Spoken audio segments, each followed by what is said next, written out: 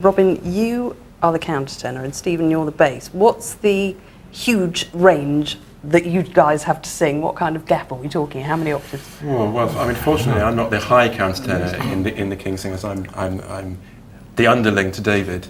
So, you know, Stephen can sing extremely low, and I can sing not as high as David. Extremely low. I'm trying to work out what an octave is. I'm trying to. Yeah, well, I think we have about three. We work in about three and a half octaves in the extreme, which is about that much. And then some. Yeah. All of you seem to have this great chemistry that may be manufactured, but you have an amazing warmth for a group of musicians who have to spend a huge amount of time with each other, and sometimes in very stressful circumstances. How do you guys manage to stay together and keep that sense of togetherness as a group? I can tell you a secret if you like, and we've just had a 3-week holiday. So we're seeing each other anew for the first time in 3 weeks. We've got a little bit of colour, you know, beach colour and so on. But there must inevitably be stresses and strains in any small group of people who have to work together. Yeah, I mean, we're together for, I think, 6 months of the year on tour, and we do tricks like not sitting together on planes, and you know, giving personal space is very important. And you know, the group used to do everything it was asked to do simply because it wasn't very well known, and now we're fortunate that we have that tradition behind us, and we can choose basically to work when we like, and so we organise it into school terms, and so we get to see our kids for 6 weeks. So you have a civilised life when it's not interrupted by a prom. You're closing tonight's programme with a set of English folk songs, obviously a vast canon of works to choose from. Why did you choose the ones specifically for tonight? And just talk us through some of the highlights of the ones that you've chosen. Well, the four we're singing tonight are the only ones we know. It's as good a reason as any. The four tonight is, I mean, it's only 4 songs at the end, and we always like to end a programme, unless it's a real specific, but we like to end a programme with on a lighter note. So, you know, kind of reward for sitting through the rest of it. We got 2 folk songs which are fairly new in the group's history. One's by Phil, arranged by Phil, one's arranged by Bob Chilcott, who was Paul's predecessor as a tenor. And then we've got 2 folk songs which go right back to the beginning, arranged by Gordon Langford, and a really sort of that was the real identity of the group's sound, with the 2 folk songs, Blow Away the Morning Dew and Widdicombe Fair. That one actually performed, I think, certainly one was performed at the 10th anniversary concert, all the way back. So that's the reason really, and they are pretty close to our hearts. We sing folk songs, actually tons and tons of folk songs from all around the world, but it's nice to be actually come to this wonderful place and just sing some folk songs. Tell me about how you put a programme together for the King's Singers.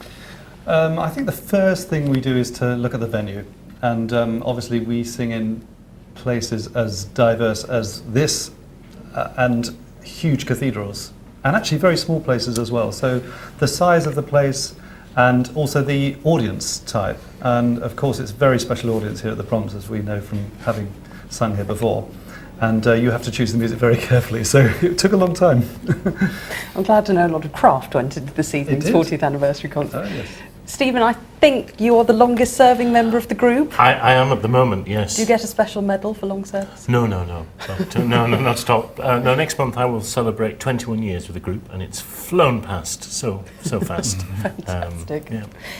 You've always been a group who's pioneered the broadest possible inclusion of lots of different types of music. Does this make you, in your eyes, a crossover group? Is that a good thing? Is that a bad thing? I think we are the original crossover group. Right, you know, our forefathers back in the late 60s, when they founded this group, by accident they sang together as friends. They sang everything in the first concert they knew, which actually gave the scope of what we sing today. So they sang the stuff from the chapel, you know, the Renaissance William Byrd Tallis, and they sang a few numbers from the Ale Songbook, and anything else they could sing with this weird mixture of 2 countertenors, tenor, 2 baritones, bass. So you know, really it was an accident that happened, and we're still sort of we've developed it, and we continue to develop it by pushing the boundaries in the different genres. Now, Robin, you're going to perform some rather tricky French Renaissance music tonight. It's furiously fast. It seems impossibly difficult. I've heard you in rehearsal. Is it as difficult as it sounds? How do you guys stay together? Talk to me about the ensemble and the challenges in that piece. Well, yes, there's a piece called La Gare Yeah. Eugenic, and was actually requested by the Proms because there's a Eugenic anniversary year this year, so we're very happy to do it. We actually perform it quite a lot around the world, but it never gets any easier. It is a very, very difficult madrigal, a two-part, it's in two-part.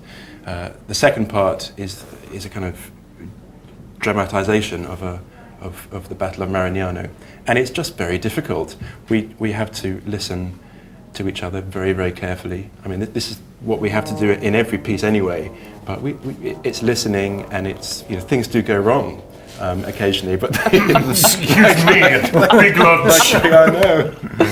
Well, things go wrong all the time, but there is a part where you have to do something like, and I'm not sure what the words are, lan fan, Yes, which it's to me, fan. in my very crude way, sounds almost chitty chitty bang bang. Yes, Yes. there is a kind of ridiculous speed at which you have to approach this stuff, and it's something I'm sure the audience will go crazy for. Obviously, it's one of the things the King's Singers does brilliantly, singing this type of repertoire, but making it just seem fun, accessible, full of energy, and that must be something you guys get a great buzz from performing when you're on I think stage. that's the thing you said about the energy and the fun, and singing stuff that people wouldn't normally want to go out and buy or listen to, contemporary music or kind of weird Renaissance pieces, but doing it in a way that keeps people on the edge of their seats, and that's, I think, what this group is about. It's about communicating, educating and entertaining all at the same time, hopefully in the same concert.